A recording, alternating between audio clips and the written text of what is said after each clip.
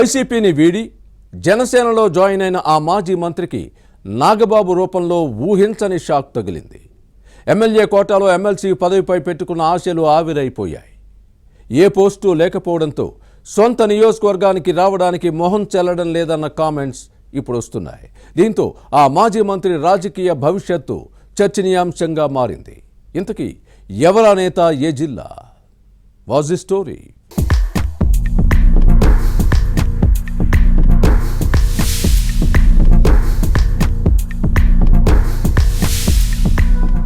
ఉమ్మడి ప్రకాశం జిల్లా మాజీ మంత్రి బాలినేని శ్రీనివాసరెడ్డి పొలిటికల్ ఫ్యూచర్ చర్చనీయాంశంగా మారింది.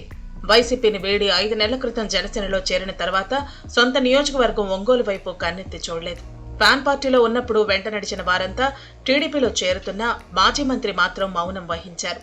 దీంతో బాలినేని వ్యూహం ఏంటన్నది ఎవరికీ అంతుపట్టడం లేదు.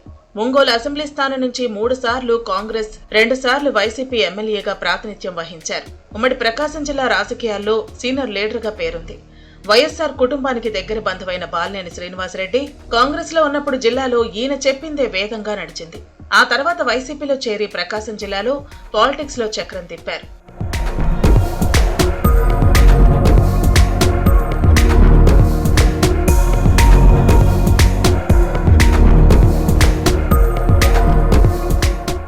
అయితే 2019లో వైసీపీ ఎమ్మెల్యేగా గెలిచిన తర్వాత జగన్ కేబినెట్ లో బాలినేని మంత్రిగా పనిచేశారు.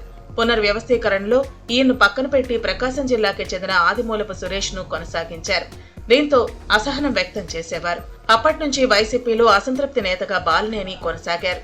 గత ఎన్నికల్లో ఒంగోలులో ఓటమి తర్వాత ఫ్యాన్ పార్టీకి దూరమయ్యారు. పవన్ కళ్యాణ్ సమక్షంలో జనసేనలో జాయిన్ అయ్యారు. దీంతో జిల్లాలో జేఎస్పీ వ్యవహారాలు బాలినేని చక్కబెడతారని భావించారు. కానీ మాజీ మంత్రి మాత్రం హైదరాబాద్కే పరిమితమయ్యారు.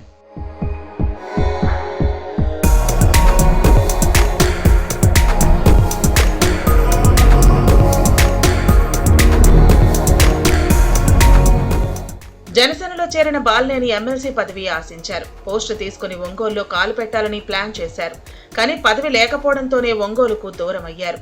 ఇటీవల ఎమ్మెల్యేల కోటాలో ఎమ్మెల్సీ ఎన్నికల్లో పదవి దక్కించుకునేందుకు పావులు కదిపినా ఫలితం లేదు.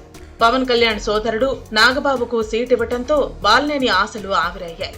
దీంతో ఏ పదవి లేదని ఫీల్ అయిపోతున్న బాలినేని శ్రీనివాసరెడ్డి హైదరాబాద్కే పరిమితమవుతారా లేక ఒంగోలు వస్తారా అన్నది రాజకీయ వర్గాల్లో ఆసక్తికరంగా మారింది.